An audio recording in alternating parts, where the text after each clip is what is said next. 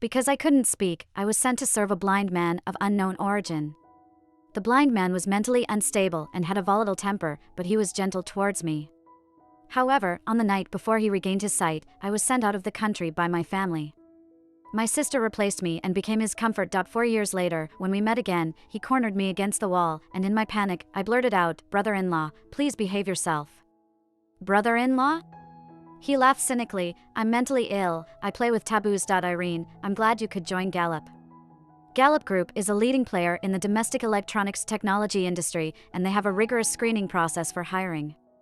I shook hands with the HR and smiled back. "It's my honor. No one knew that I had prepared for 4 years to enter their business department. By the way, there's a rule I'll tell you in advance, something they won't mention during the orientation." The supervisor lowered his voice. "If the boss wants to meet your team and your team leader isn't around, never go alone to see the boss. Many leaders don't like subordinates reporting to them out of order, but there seems to be another reason behind this rule at Gallup. Curious, I asked, "Boss, I heard he's the chairman's grandson who just transferred here last month?" "Yes. He has a bad temper, not something us small fries can handle." "It's not uncommon for a rich heir to have a bad temper." I shrugged it off and followed HR towards the elevator area. HR reminded me in a friendly manner, "If you happen to accidentally bump into the boss someday, remember to play dumb, you might just get away with it. Dumb?" I was surprised, and HR nodded emphatically. "Our boss likes dumb people." "What kind of strange fetish is this?" I was still puzzled while HR and I stood waiting for the elevator in the lobby. The elevator in front of us opened, and before I could see the figure inside clearly, HR suddenly jolted and bowed deeply. "Boss." With rugged and stern features, his face drew a picture-perfect portrait and slowly came into my view. I suddenly held my breath, unable to believe it. It felt like I was back to the day we first met 5 years ago. In the evening, as I pushed open the door, I collided with the 20-year-old Louis. Memories rushed back, and in that moment, the Louis in the elevator casually glanced at me. I realized he had beautiful amber eyes. Lost in thought, Louis had already taken 2 steps out of the elevator and emotionlessly asked, "Am I good looking?" I snapped out of it, taking a step back. "Am I an alien? Why do you look so shocked?" His voice had no fluctuation, making it even harder to discern if he was sincerely asking or angrily questioning. I was speechless, and HR interjected to defuse the tension. "Louis, she's new here. No need to introduce every little person to me." Louis coldly interrupted HR, turned to leave, but then suddenly turned back, staring at me with an indiscernible expression. "Are you mute?" I didn't dare show any weaknesses and replied, "No." Louis didn't bother hiding his displeasure. "If you're not mute, why act like one?" He left with that, leaving me speechless. What an unpleasant encounter. I lowered my gaze, unable to muster any anger towards him. Louis had been blind and had never seen my appearance. And he had always thought I was mute. 5 years ago, during the summer after the college entrance exam, my adoptive father pushed me in front of Louis with a solemn reminder, "This is a guest in our house. You'll serve him from today onwards." He had warned me in private, "If you don't serve him well, forget about going to college." He then turned to Louis, all smiles and flattery. "Louis, although this girl is mute, she's very obedient. You can feel free to boss her around." I was freshly rendered mute and unable to speak. And with Louis's eyes damaged, always covered in gauze, unable to see. Yet he could always accurately throw the teacups and plates to my feet, barking orders. Scrammed. I remained indifferent, continuing to serve tea and dishes, which only aggravated him further. "Are you really mute or just stupid? Can't you understand human speech?" He once accidentally hurled a porcelain bowl at my left hand, leaving a long scar. Since then, he had never thrown things at me again. He didn't know that I had deliberately exposed my hand to be hit by him. I ran my hand over the scarred and then surgically repaired skin on my left hand, which had long since been restored to its smoothness. My emotions were complicated. Mind Louis, that's just his temperament. HR reassured me and patted my shoulder, signaling me to enter the elevator. I came to my senses and forced a smile. "Boss, understood." There's no one else who understands Louis's temperament better than I do. He's a wild beast, always on the verge of madness, and I was the only one who could hold the reins to tame him. Now, with a gossipy tone, I thought to myself, but with Louis's temperament, our boss lady might not have an easy time, right? Louis isn't married yet. HR's response stunned me. In my heart, there arose unfounded hopes, only to be dashed by her next sentence. "He's possibly secretly married. I heard his girlfriend is a singer, from the entertainment industry, you know." We suspect Lewis is so used to his girlfriend's angelic voice that he can't stand his coarse voices. That's why he prefers us to act mute. My suspended restless heart suddenly landed, and I chuckled self-deprecatingly. Over these years, I've received messages under my pretense of a sister's name. Lewis couldn't recognize the deception, completely mistaking me for her.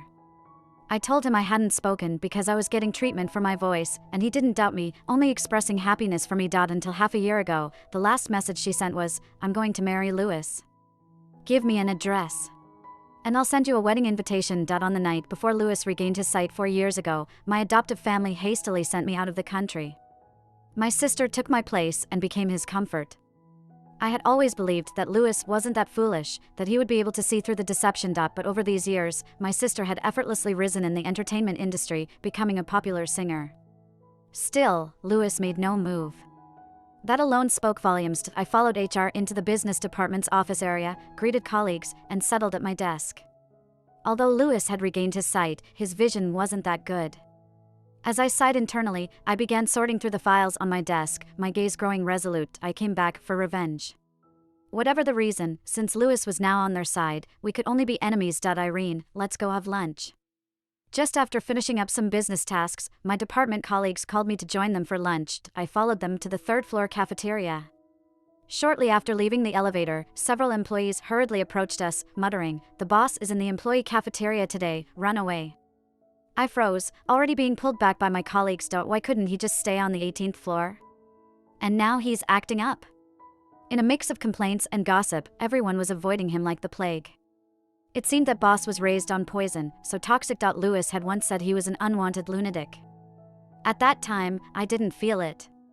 But now, seeing everyone avoiding him like a snake, I felt uneasy. You didn't see it, but someone accidentally dropped a tomato on the floor just now, and it made him pale.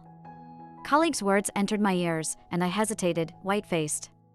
Was his illness not cured? Irene, come in, let's go eat outside. I nervously clenched my fingers, smiling as I declined my colleague's invitation. You guys go ahead, I'll order takeout upstairs. As the elevator door closed, I turned and headed towards the restaurant inside.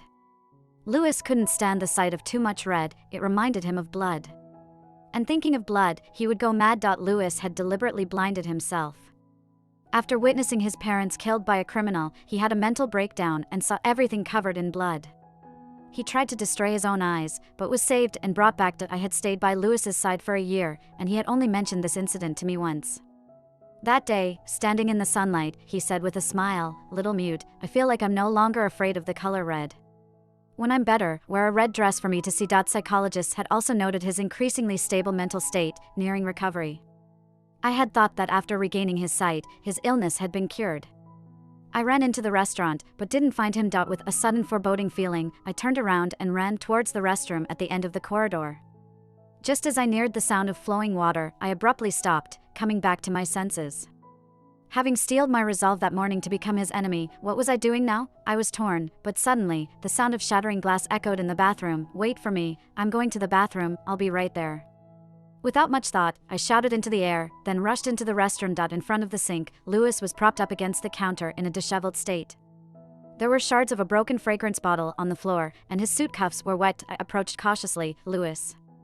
Lewis suddenly turned his head, revealing blood-red eyes. His eyes, initially ominous and terrifying, froze as he saw me. It was as if the storm had cleared after seeing me, and a surge of emotions overflowed from his eyes. My heart skipped a beat, momentarily thinking he had recognized me. But how could that be? Indeed, just this morning. Little mute. Without warning, Lewis suddenly leaned in, engulfing me in his embrace. With his chilly face against my neck, I unconsciously leaned into it, just like before. I was frozen as I heard the hint of a sob in his voice. "Little mute, why don't you want me anymore? How did this start?" Lewis was probably lost in his thoughts, talking nonsense. I calmed down and gently reminded him, "Lewis, I am not mute." Lewis stopped his actions, slowly pulling away from me. He didn't completely release me from his embrace, but instead grabbed my left wrist with one hand. The back of my left hand was smooth, without that hideous scar. Lewis habitually raised his hand to touch it, then furrowed his brows deeply, looking puzzled. "You're not mute?" I nodded, afraid of triggering him, so I asked cautiously, "Lewis, have you mistaken me for someone else?" Lewis looked at me steadily for a few seconds, then suddenly smiled. "You know, right?" He raised his hand, and with more force, pulled me into his arms, whispering hoarsely, "I'm not blind either." My heart raced as I couldn't tell whether Lewis had recognized me or not. Before I could continue probing, his shoulder suddenly weighed heavy on me, and Lewis collapsed onto my shoulder. Lewis, panicked, I supported his body, quickly took out my phone and called HR. Lewis's condition couldn't be publicized. HR was the only contact I had. Lewis passed out in the third-floor restroom. Quickly send the driver to take him to the hospital. After hanging up the phone, I realized my hand had been shaking the whole time. It had been years, and I wasn't sure about his physical condition, but it was clear his illness had worsened. If it were the Lewis from the past, he would have completely exploded after dropping the tomato. He would never have hidden in the restroom to calm down. This kind of restraint on Lewis was more heart-wrenching than madness. What had he been through in these past years? 2 minutes later, HR and a middle-aged man hurriedly arrived. He was Lewis's personal assistant, and I handed Lewis over to him. As I escorted Lewis out, I could only show the concern a colleague should have. "I just met Lewis in the restroom. Is he okay?" The assistant gave me a cold look, with a hint of warning. It was clear he was someone the chairman had appointed to be by Lewis's side. I returned to my office in silence, feeling muddled for the rest of the afternoon. Before joining Qixing, I didn't know Lewis's identity. My adoptive family treated me like a servant, keeping me in the dark about many things. If I had known earlier, for the sake of avenging my father, I probably wouldn't have had any other choice. When I was 8, my father's company was in trouble, and the collaboration with Qixing was the last straw. He went gray and spent a lot of money bribing Qixing's business department, running around for days. But Qixing never relented. It wasn't until my father died in a car accident that the contract quickly went through. At that time, my father's company had just been taken over by my uncle. It turned out there were people within Qixing who conspired with him to kill my father. But by the time I found out, my uncle had already become my adoptive father. "Did you hear? Lily is going to endorse our brand of mobile phones." My colleague's sudden exclamation pulled me out of my reminiscence. "Lily? The singer? Isn't she our boss's rumored girlfriend?" "Yes, that's her. The PR department said she's coming to our group in a couple of days to shoot an ad." Lily, my cousin, my sister. I grew up with Lily since we were young. Before we turned 10, she was a year older than me, a protective sister. After turning 10, she was a good sister in public, but behind closed doors, she bullied me and treated me like a slave. When I first arrived at her house, I was emotionally vulnerable. The sister who used to love and protect me suddenly changed, and I couldn't understand. I even thought it was my fault. "Irene, you're no longer a princess. From now on, you're my servant." When my family was wealthier than hers, her good treatment towards me, in my eyes, turned into shameless flattery.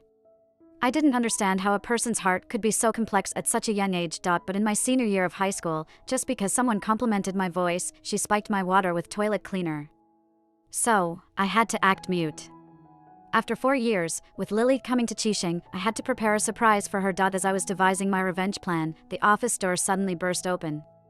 Lewis, disheveled and with medical tape wrapped around his hand, stormed in. "Everyone, get out!" The people in the office were startled, picking up their phones without a word and retreating out in an orderly fashion. I lowered my head, feeling the tension, and silently followed at the back of the crowd. Before I could pass by, my wrist was caught again. With a loud bang, the door closed, and Lewis pushed me against it, asking, "Where do you want to go?" I met Lewis's eyes filled with malice and madness, finally sure that he had recognized me. "Boss," I started, but Lewis lowered his head and unapologetically bit my neck. He mumbled, "Call me by my name." Whenever he went crazy in the past, he used to bite my neck and then ask, "Call me by my name, mute girl." I scratched his palm with my finger to signal that I couldn't speak. He laughed mischievously. "I heard you. You're calling me blind, right?" I widened my eyes, wondering if he could read my mind. Lewis laughed even more recklessly, finally rubbing my face and sighing, "Mute girl, I don't want to be blind anymore. I want to see you." It was because he wanted to see me that he later willingly went to the hospital for treatment. In a flash of memories, before the pain could reach its peak, the bitten area was covered with something wet and soft. When I realized what it was, my whole body went numb, and I involuntarily called out his name. "Lewis!" I heard you." Lewis laughed and continued his actions without stopping. I tried to push him away, but was firmly held down. Feeling embarrassed and angry, thinking about all the gossip I had heard that day, I couldn't help smirk and mock. "Brother-in-law, please control yourself." "Brother-in-law?" Lewis finally stopped, raising his head. Confused, he noticed my anger and smiled cynically. "I'm mentally ill, I'm playing with taboos." I couldn't take it anymore and put my foot down on Lewis's instep. Let go, I demanded. Louis didn't react, even seemed to enjoy it, raising an eyebrow slightly before pouncing on me. You're so ruthless. After a pause, he whispered in my ear, Sister, I couldn't stay mad. In just a few exchanges, we had already reached an understanding. Helpless, I used a soothing tone, Louis, if you don't let go, I might be fired. Who dares to fire you? Louis retorted fiercely, glaring outside with a menacing look. Despite the frosted glass barrier, we could still see people peeking in and out. He reluctantly released my hand. Let's go somewhere else. I stopped him as he tried to lead me out. I have to work. Louis's face tensed, not letting go. Louis, I have to work. I repeated slowly, while gently scratching his palm with my finger. Louis grabbed my finger, relishing the moment. But his eyes were devoid of any humor, only repressed madness. Mute girl, don't ever think about leaving me. From the moment just now, I could guess that the rumors about Louis and Lily were baseless. I wondered what he had gone through for allowing such rumors to spread. I won't leave you. Did you see the note I left in your special medicine bottle 4 years ago? I didn't see it. Louis's pupils shook, and his face turned ashen when he realized something. I'll go check. He ran out recklessly, and I couldn't stop him. Rubbing my temples, I didn't have time to lament over his unpredictable behavior as the curious colleagues flocked in. Aware that I might be questioned, I urgently tried to come up with a plan. Irene. My colleagues excitedly patted my shoulder, asking about the incident with the boss. How did you manage to upset the boss on your first day at work? Don't you want the job anymore? The rumors were getting out of hand.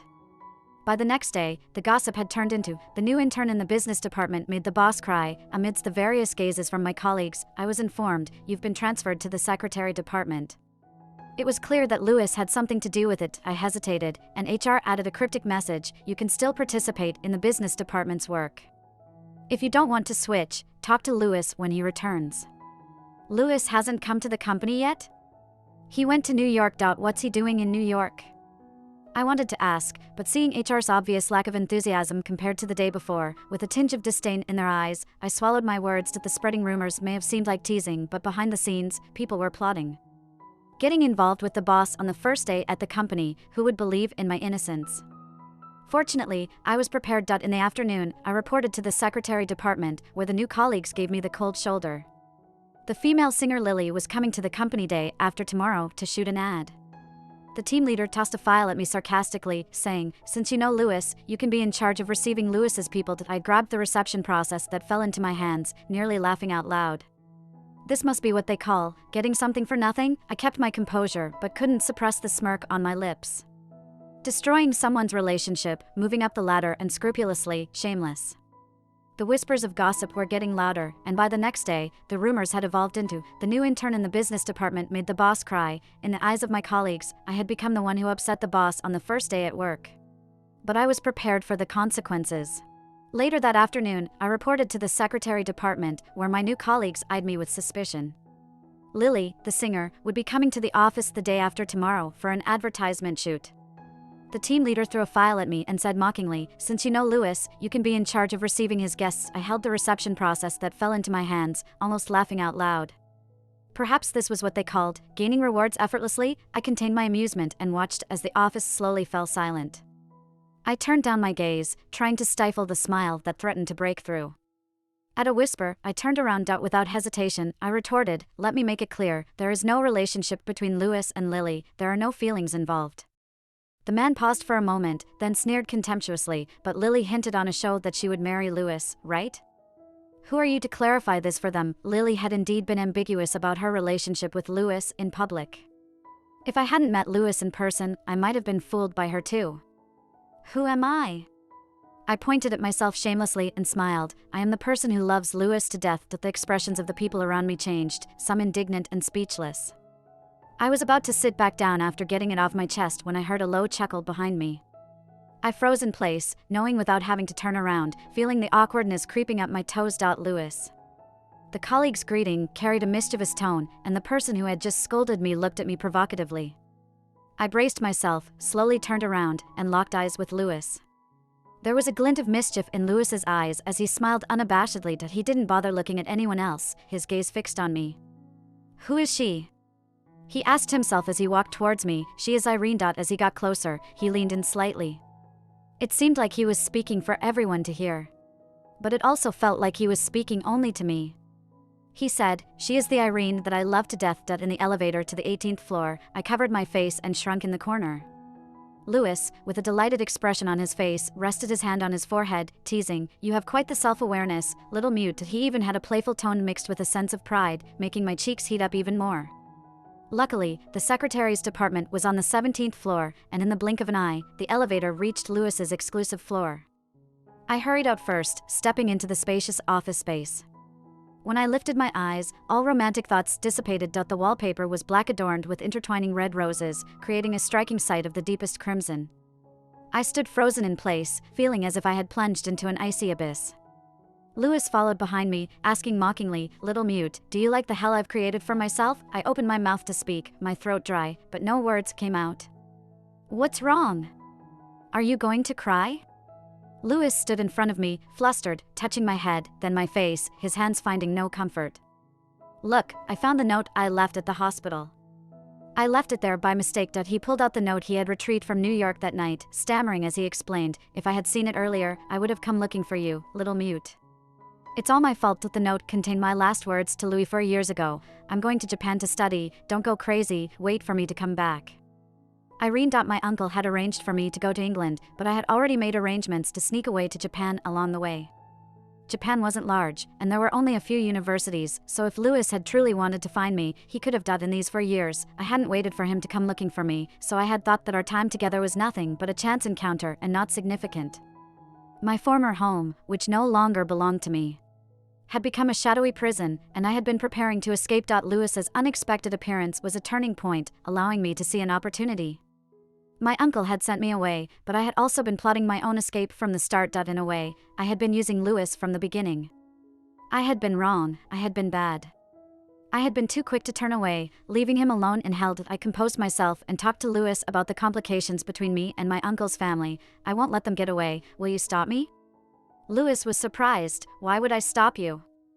I still haven't asked him why he let Lily have her way. The person behind your uncle is my grandfather, that's why," Louis suddenly realized and quickly explained. "Lily was accepted as a member of our family by my grandfather because I almost died once. My grandfather took it upon himself to help her secretly over these years. His visit to Gallup was to take over sooner, to free himself from his grandfather's constraints. I knew he had skipped some details, so I revealed my plan first. I'm here. After hearing my plan, Louis's eyes flashed with determination. "If I had known they had driven you away, I wouldn't have waited until now. I'll dig up the business cooperation files between your uncle and Gallup and gather other evidence. If his bribery charges are valid, this could also tarnish Gallup's reputation and stocks. I hadn't considered Gallup's honor or disgrace before knowing of its ties to Louis. But now," I reminded Louis, "I still haven't found the internal employees at Gallup who colluded with your uncle. Let's investigate the entire company in the name of internal anti-corruption. It will not only earn us a good reputation but also clean out some pests." I looked at Louis in astonishment, and he chuckled. "What? You think I'm a fool?" "No, I think you are." I tilted my head, leaving it at that, and heard Louis say, "Little mute, are you calling me crazy?" My pupils dilated suddenly.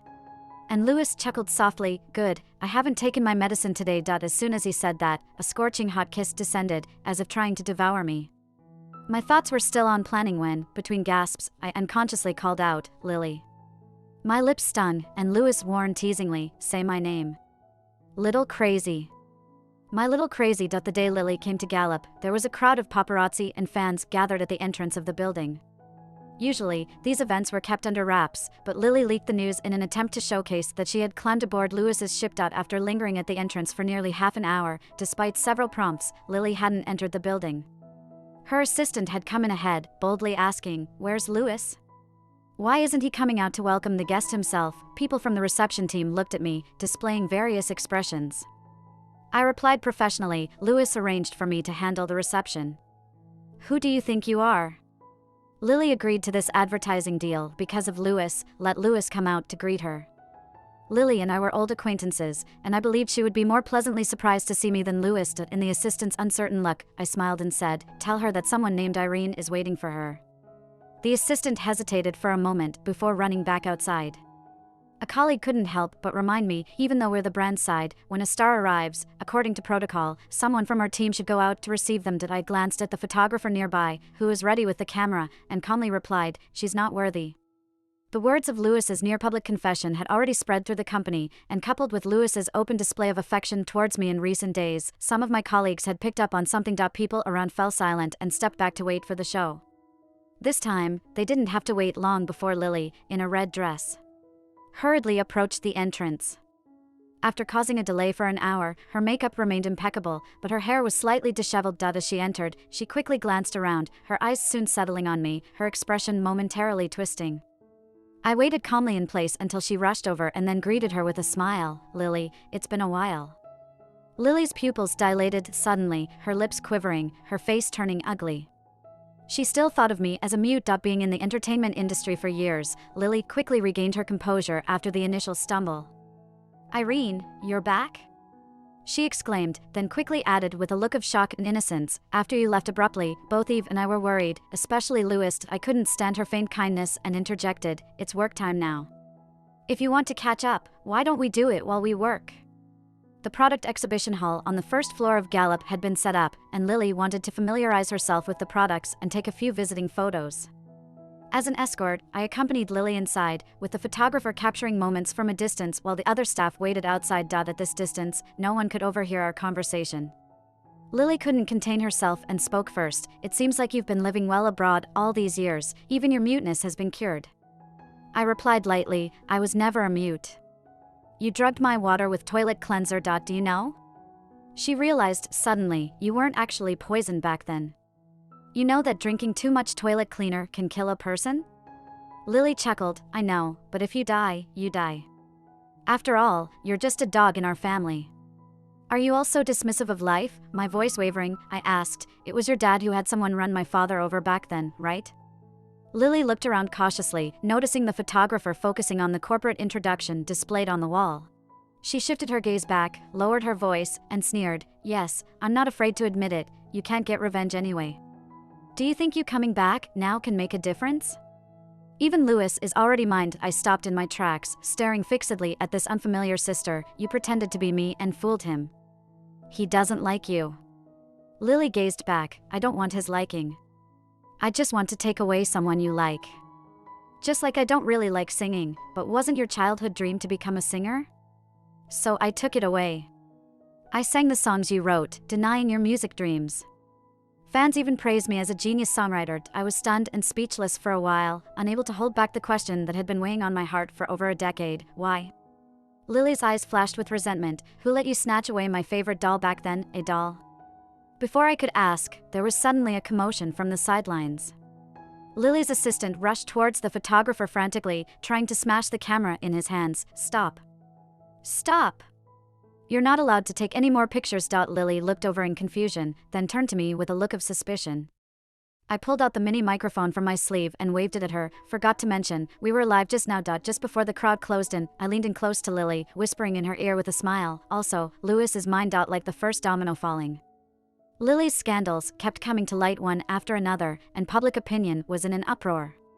The entertainment industry was a place of fame and fortune, and after Lewis stepped in, Lily was quickly silenced. Uncle's bribery case was brought to court, along with the evidence I had secretly collected over the years of his tax evasion at their home.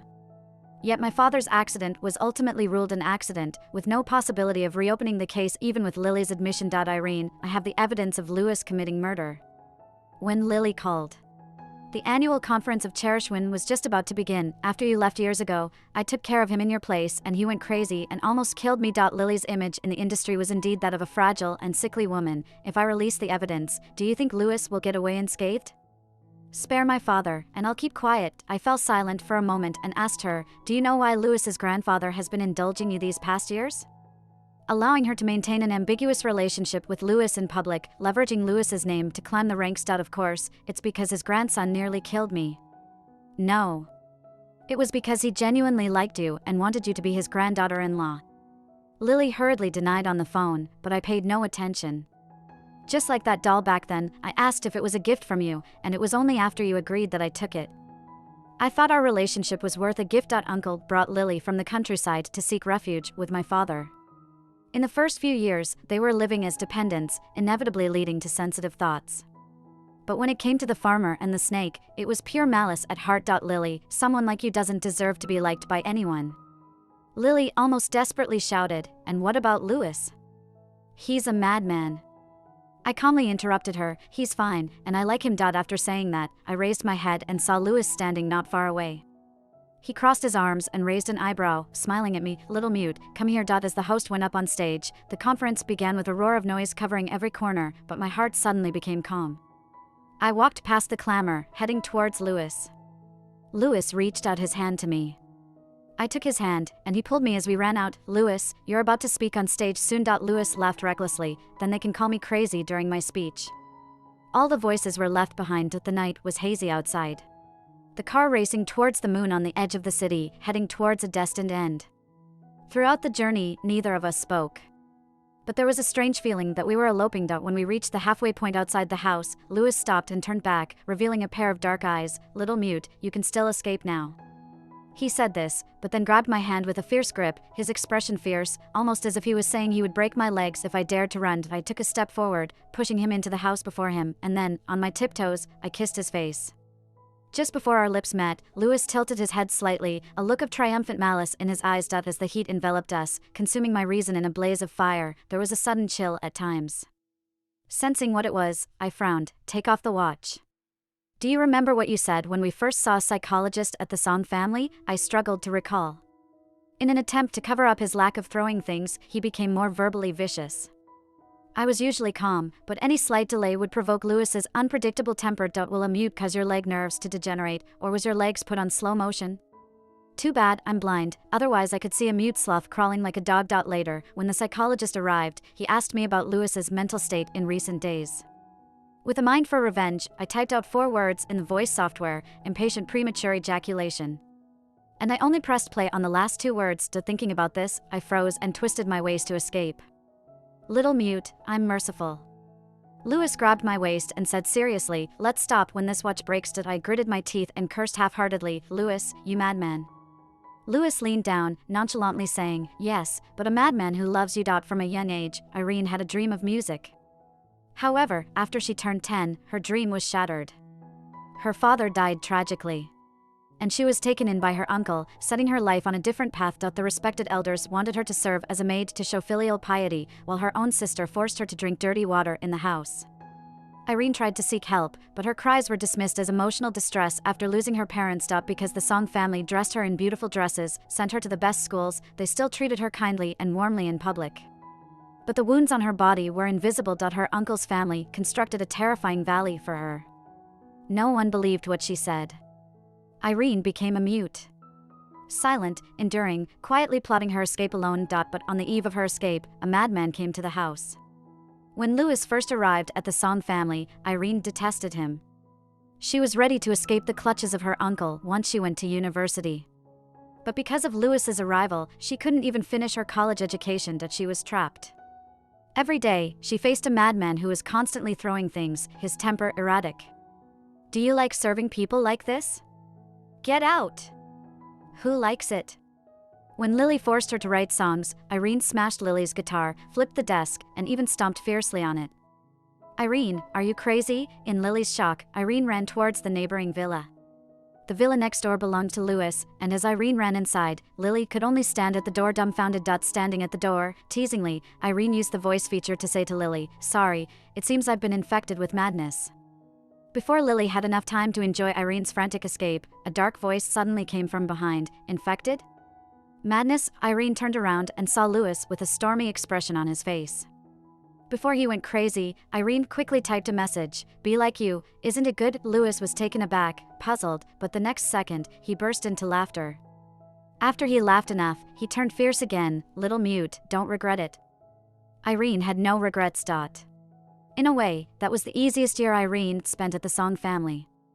Compared to the hypocritical and cunning uncle's family, Louis was as simple as a blank sheet of paper. Approaching him seemed like traversing rugged terrain, with pitfalls at every step. But in reality, those were just folds on paper. He was fragile and easy to handle. Irene never thought she would fall for Louis. She was only soothing him, caring for him, and looking after him for the sake of convenience. But falling for Louis was inevitable. Little mute, you asked me a question. On one of Louis's temper tantrums, Irene sat on the back porch, watching him. She asked in her mind, "Are you stupid?" Louis smirked, like a proud big puppy. "I'm not stupid, I hear you when you call me names." Irene was truly puzzled about why he could always understand what she was saying without her speaking. "Aren't you blind?" Just as Irene thought that, Louis grinned wider. "Yeah, but I'm not blind in my heart." That his heart wasn't blind. He couldn't see her being targeted by others, yet he instinctively protected her. He knew she didn't want to stay here, yet he kept her by his side. But what future could there be when stuck with a madman every day? Irene couldn't help but sigh deeply. When Louis heard the sigh, he suddenly put on a serious expression. Complaining won't help. He raised his hand to hook Irene's shoulder precisely. Irene fell into a warm and broad embrace, hearing him say in her ear, "You have to hug me." Irene's heart felt like it had fallen into a pile of bubbles, soft and light. She suddenly realized why Louis had started this inexplicable conversation. He was consoling her. Clumsy, cryptic, and meaningless. Just like him. He said he wanted her to stay forever, yet he actively cooperated with the treatment day after day. He trapped her, but also sent her out on errands, giving her many opportunities to escape. The madman wouldn't take care of himself. Even the way he approached her was prickly. Hurting her while also hurting himself. Irene was moved. A few years ago, no one believed what she said. But it was the year she turned into a mute. A madman told her that he could hear. Louis' life experiences can be described as turbulent.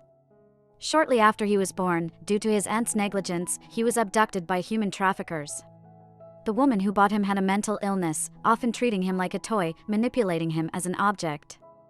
He was locked in a cabinet for a day and a night, used as a spinning top, and kept like a pet dog. When his family found him at the age of 12, he was already a little mad. He went through countless psychologists, numerous medications, and therapy sessions. Louis' mother gave up her career to take care of him, but he would suddenly attack her when she got close, hurting her arm. His father turned gray overnight, a once strong middle-aged man now hunched over, frail before his time. Through a painful and torturous process, Louis's parents nearly exhausted all their efforts to gradually improve Louis's mental state. Louis started to understand the world, but this led to more pain. He saw the lingering sadness in his mother's eyes when she approached and understood her forced smiles. He saw the hesitation in his father's steps when he entered the room, understanding his fears and hesitations. Yes, having a madman like him around was worse than not finding him in the first place. All of this was nothing compared to when Louis overheard his mother crying at the study's door, saying, "I should never have given birth to Louis." This sentence was harder to bear than all the suffering of the past 10 years. Louis thought his parents loved him, only to realize they were driven by a sense of duty. Louis thought it was guilt, not love, but when the family encountered a criminal, they risked their lives for him, giving him the only chance to escape. He was confused. He went mad again. The Liu family abandoned him. He was sent to the Song family. A mute was assigned to take care of him. Louis tried to drive her away by breaking things, but ended up injuring her hand. He remembered his mother's injured arm and stopped abruptly, not daring to make a move again. After years of treatment, the efforts of Lou's father and mother were not in vain, as Louis had learned to control certain aspects. But he couldn't control his descent into a world of bloody nightmares. Even though his eyes were blind, the nightmares that haunted him did not diminish. He could still see blood splattering down, drenching his soul in blood. Louis began to struggle to breathe, but before he could be completely engulfed in blood, a bucket of cold water was suddenly poured over his head. As the blood faded away, Louis came back to his senses, but then became infuriated, asking, "What are you doing?" The mute girl slowly typed on her voice software, "I see you trembling, thought you were hot." "Do you tremble when you're hot? Are you a madman, unable to be understood by common sense?" Louis went mad. The mute girl seemed to be using him, pretending to care for him, but always hiding behind him in the presence of others, using his territory as a refuge. When no one was around, she would oppose him and show her claws. Louis knew from the beginning that she was using him. So, trapping her was the price she had to pay. The mute girl treated him like a madman, yet also seemed to never treat him as such. He had insomnia and would run around the backyard on rainy nights, looking for a chance to end his life. The mute girl would hold an umbrella to shelter him from the rain, watching silently. He took a step away, she followed, he ran, she ran along. Both soaked to the bone, like a ridiculous and foolish pantomime. Louis didn't succeed in his suicide attempt. The next day, both of them fell ill with a fever. They didn't call for a doctor but lay on the grass in the backyard, each with a fever patch on their foreheads.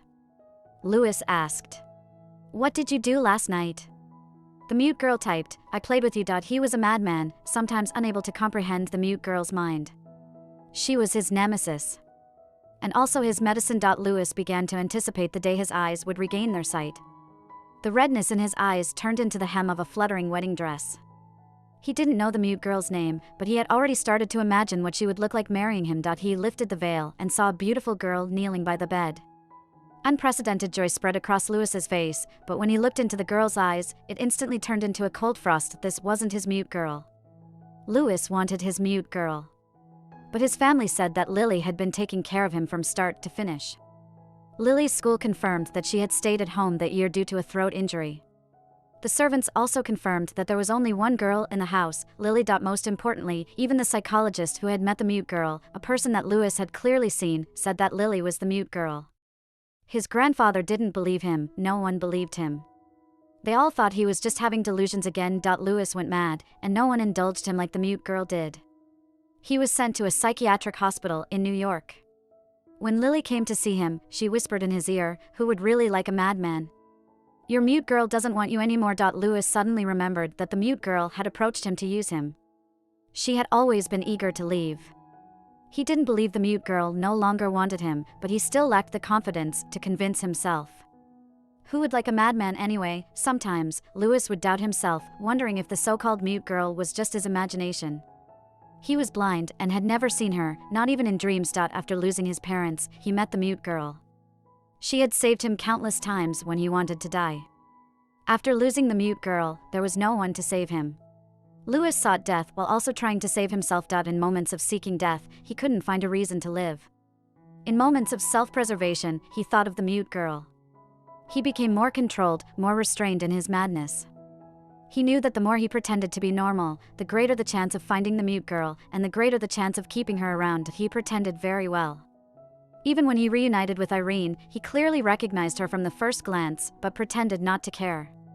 But that was his limit. No one knew how agonizing that morning was for Louis on the 18th floor.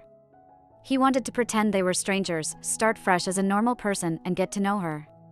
Would she like him if he didn't act like a madman? But at the same time, he resented her, hated her, unable to bind her, yet trapped her. The tomato was just his test. Once she fell for it, she wouldn't be able to leave. Louis was a madman. His feelings were also crazy. So deep-rooted, deeply ingrained, and insanely lost. In the 4 years of Irene's absence, he, who was so afraid of blood, cut his wrists 4 times. When Irene asked him to remove his watch, he refused. Because, under that watch, was the love of a madman's insecurity.